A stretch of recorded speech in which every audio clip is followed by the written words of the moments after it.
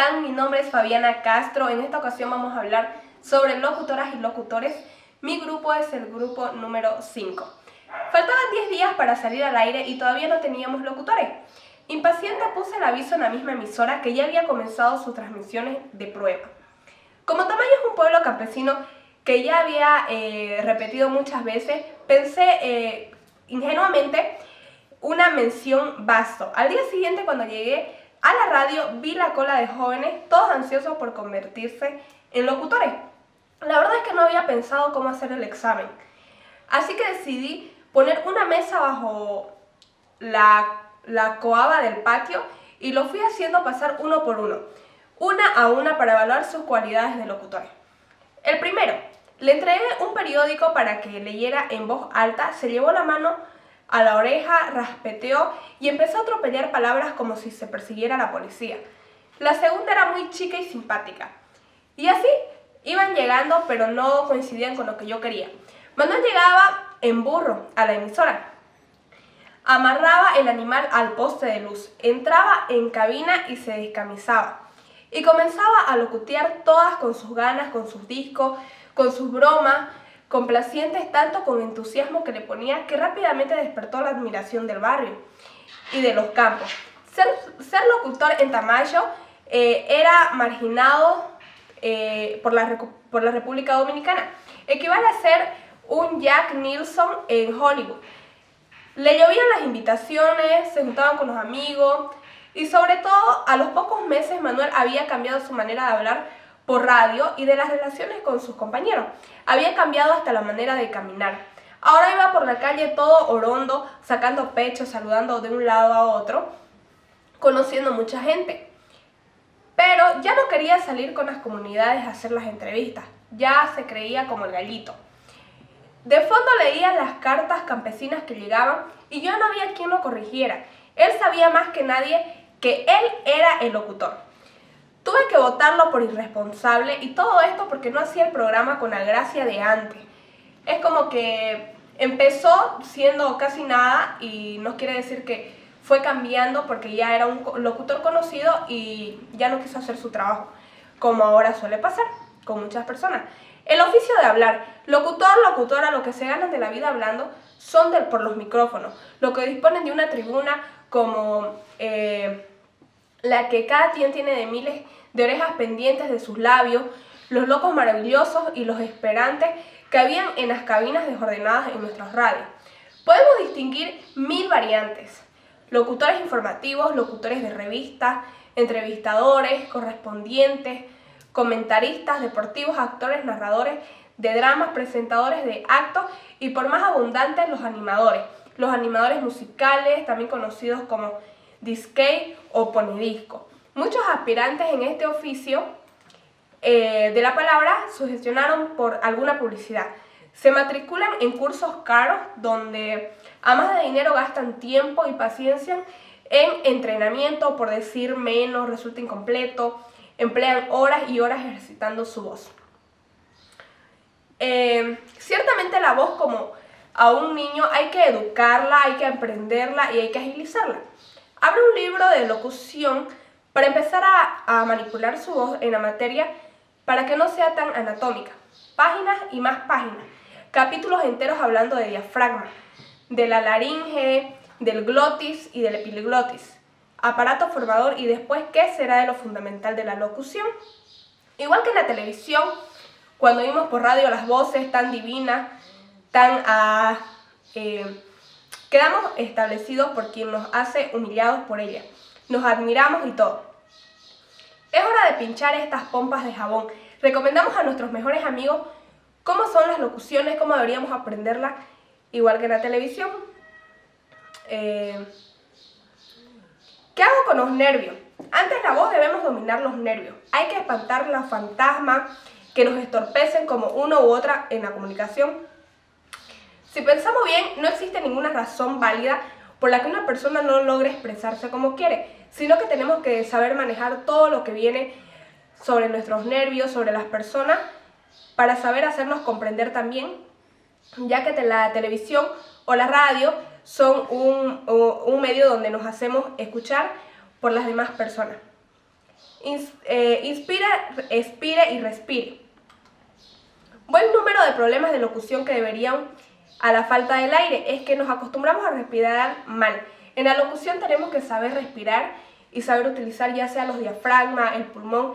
En realidad, una conversación común donde las frases son naturalmente cortas, donde repetimos de uno mismo y las interrupciones del otro ofrecen suficientes pausas para tomar el aliento.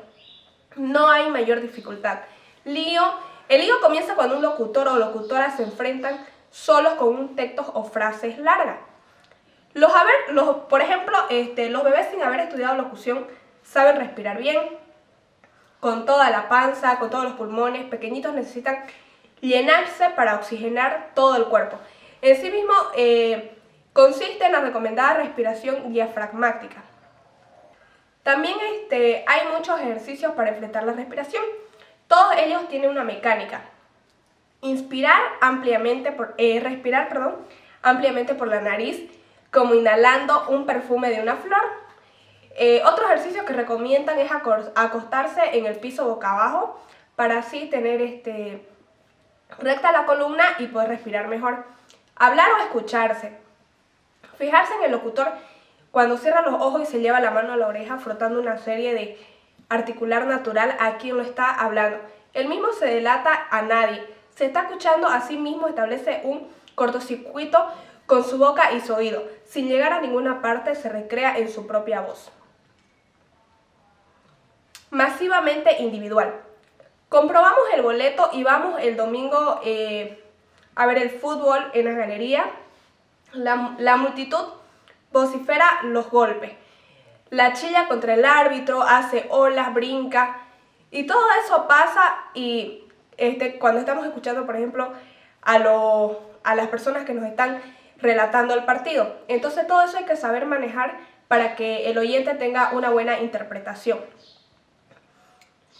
Después también tenemos lo que es una naturalidad bien entrenada. Estaba conduciendo un taller del programa en Cochabamba y los colegas de las escuelas radiofónicas en Rafael en círculo se fueron procesando uno a uno, expresando sus deseos de aprender. Cuando le llegó el turno a uno de los veteranos, un locutor de bigotitos recortados funcionó con un ceño y ahuecó la voz. Me sorprendió aquel tenor frustrado. Mi experiencia ha sido amplia en todo lo que es el periodismo, en todo lo que es la locución. Intenté encajar con algún chiste, bajarle los humos, todo era inútil. Laboró en esta empresa radial desde hace 20 años para hacerles reaccionar. Esto nos quiere decir que algunos locutores, complejos a su superioridad con los años que van trabajando, después de tantos años de práctica, no llegan a descubrir otro secreto que no sea el radiofónico. Consecuencia de lo mencionado antes, para lograr clima de conversación con naturalidad, es indispensable en un ambiente familiar, íntimo o en cualquier encuentro laboral. Eso sería mi parte. Ahora nos vamos a ir con mi compañero Bruno. Buenas tardes, licenciada. Soy el alumno Bruno Durán Sánchez y voy a continuar con la disertación. Cada uno con sus cadaunadas. En el capítulo anterior mencioné las expresiones regionales y la riqueza de incorporarlas en nuestra conversación radiofónica. Se podría decir otro tanto de los acentos regionales. ¿O es que los cantaditos de los países y las provincias deberían eliminarse?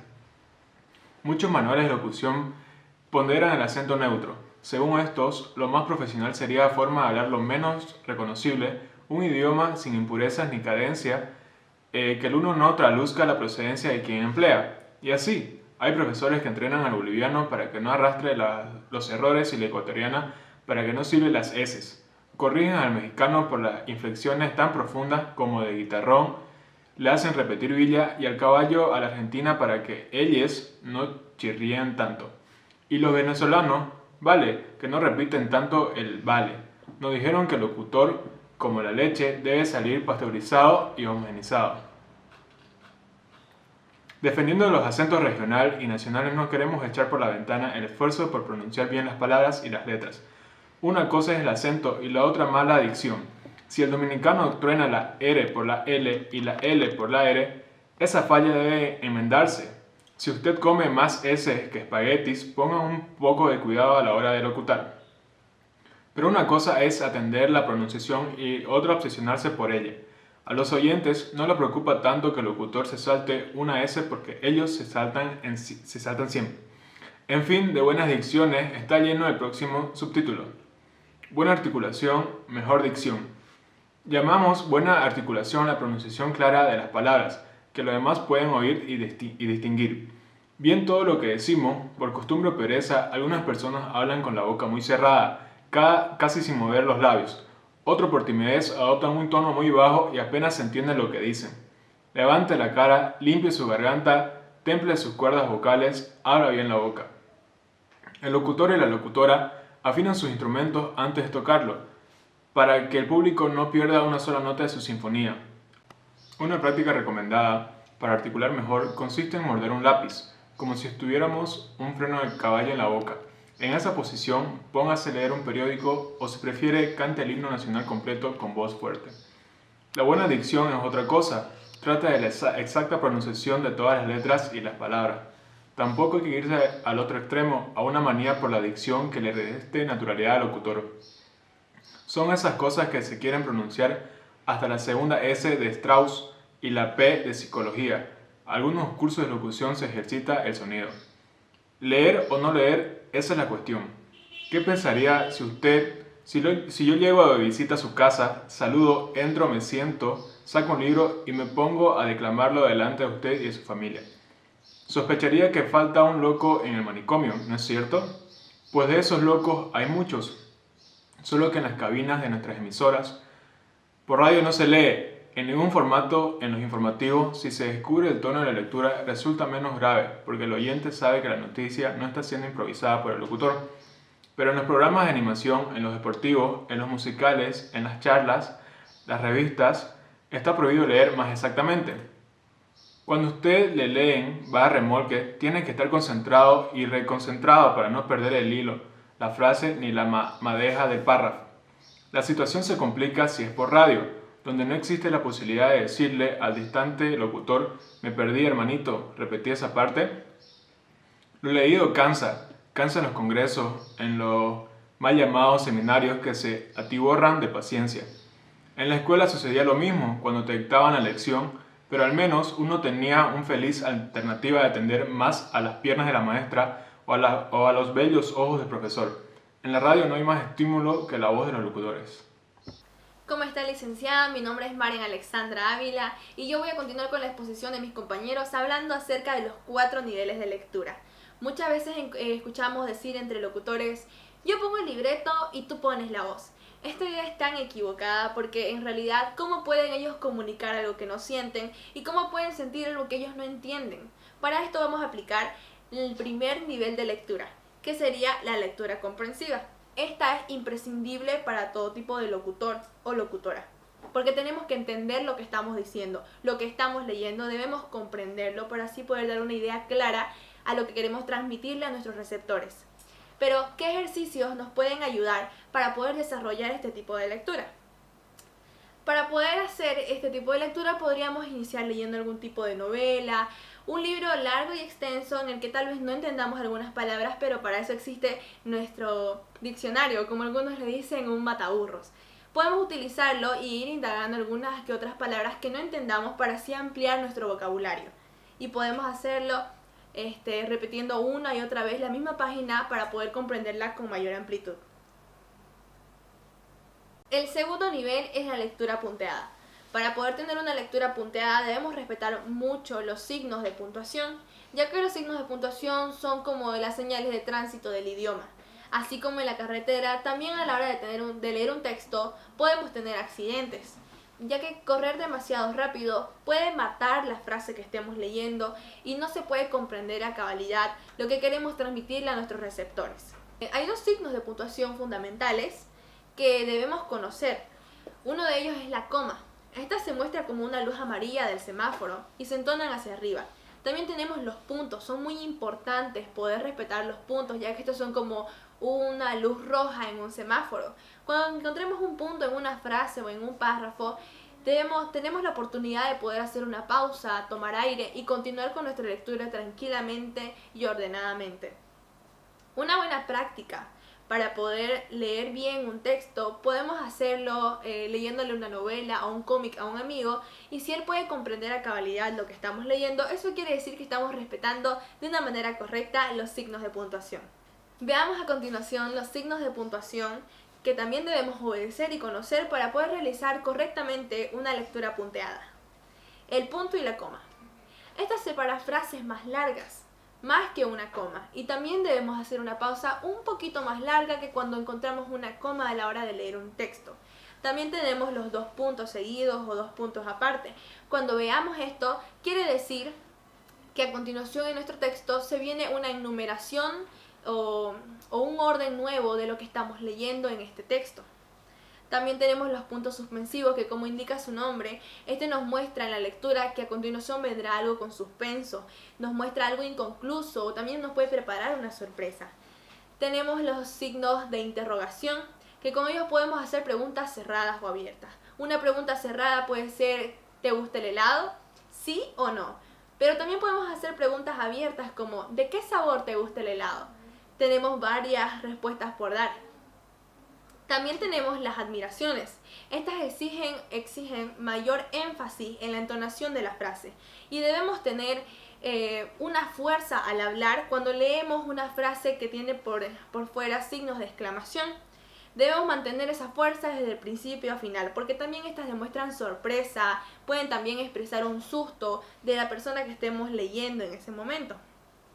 Los paréntesis también son importantes, ya que estos se modulan con una lectura suave y bajando el tono. Mayormente también cuando estamos leyendo un libreto, los paréntesis son para poder entender más qué está pasando con el personaje en ese momento. Puede que lo leamos en nuestras mentes, pero si queremos también hacerle saber a nuestro receptor lo que está pasando con el personaje, podemos leerlo de una manera un poco baja. Y esos serían todos los signos de puntuación que debemos conocer para poder realizar una lectura punteada. Tercer nivel, la lectura modulada. Si para hablar sin papeles necesitamos modular nuestra voz, pues para leer resulta aún más imprescindible, porque cualquier texto escrito puede ablandarse con un buen juego y manejo de la voz, ya que si no le damos cuerpo o una buena modulación a nuestra voz a la hora de leer un texto y se escucha demasiado plano, nuestro receptor se puede aburrir de lo que está escuchando y terminará cambiando de emisora. Para modular mejor la voz, los locutores ganan el texto con la vista. Los ojos van por delante de lo que ellos están leyendo para poder captar mejor las palabras que se vienen más adelante. Así podemos tener un mejor desenvolvimiento y poder leer aquellas palabras que son más difíciles con una mejor fluidez. Así también podríamos llevar un mayor y mejor ritmo en nuestra lectura. Este ejercicio, para poder hacerlo, debemos tener gran concentración a la hora de leer nuestros textos y estar teniendo una buena respiración para no tropezarnos con las palabras que estemos leyendo. También podemos resaltar las palabras más importantes, las que son más claves o los números y cifras claves en una información para poder tener una mayor énfasis a la hora de leer nuestros textos y una buena modulación. Cuarto nivel, la lectura libre. Hilton nos recomendaba hablar mientras estábamos escribiendo, así cuando estemos leyendo lo vamos a hacer como si estuviéramos hablando. Para poder dar una lectura libre, ahí es donde aplicamos la improvisación, pero para poder improvisar necesitamos conocer de antemano el texto que estamos leyendo, si no, no podríamos improvisar, ya que no conocemos de lo que estamos hablando, no podríamos debatir de algún tema específico con un buen desenvolvimiento. ¿Cómo podemos conseguir esto? El camino más recto para poder improvisar o tener una lectura libre es darle una vuelta a la frase que estamos leyendo. Podemos parafrasearlo. Un buen ejemplo sería tomar una frase y cambiarla un poco. Como ser esta: si el FMI sigue apretando, la cuerda se va a romper. Esta es la frase, pero en una lectura libre sería más o menos así: si el FMI sigue y continúa apretando, esa cuerda se puede romper. Como ven, no hice algo similar a lo que estaba en la línea, ni siquiera traté de inventarme algo, porque de eso no se trata improvisar, sino de poder leer lo que está escrito con originalidad, pero dándole ese sabor a improvisación. Por ello, el locutor debe conocer bien el texto de antemano antes de poder improvisar. La improvisación.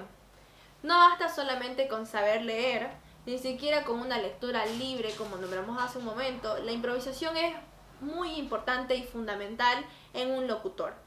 Para poder saber improvisar tenemos que soltar la lengua, tenemos que aprender a correr esa aventura de hablar sin papeles. ¿Cómo podemos improvisar? Un buen ejercicio que podemos hacer para poder improvisar es poner varios tipos de temas en papelitos.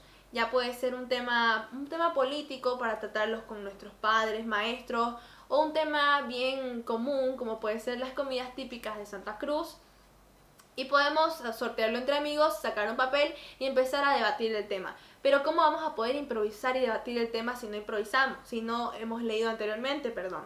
Para poder improvisar bien tenemos que leer y llenarnos de más conocimiento. Tenemos que ser más curiosos, investigar más profundo las cosas que nos interesan y también las que no, para poder escuchar y entender más a otras personas. La improvisación, como dije anteriormente, es fundamental para cada locutor y así poder manejar cualquier tipo de tema a la hora de hacer locución en cualquier radio.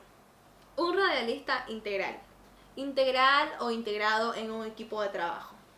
¿De qué serviría un programa excelente si la programación en su totalidad termina flaqueando?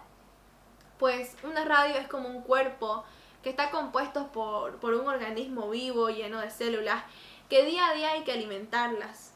De momento, digamos que sus majestades, que serían el locutor y la locutora, pues no tienen la corona puesta, sino que les toca compartirlas con cada uno de los integrantes que componen el equipo radiofónico, con un grupo de colegas que han aprendido a planificar, a producir, a evaluar, a capacitarse y a divertirse juntos también para poder llevar a cabo un buen equipo de trabajo y así desenvolver bien un equipo integral, como decía el título, un radialista integral.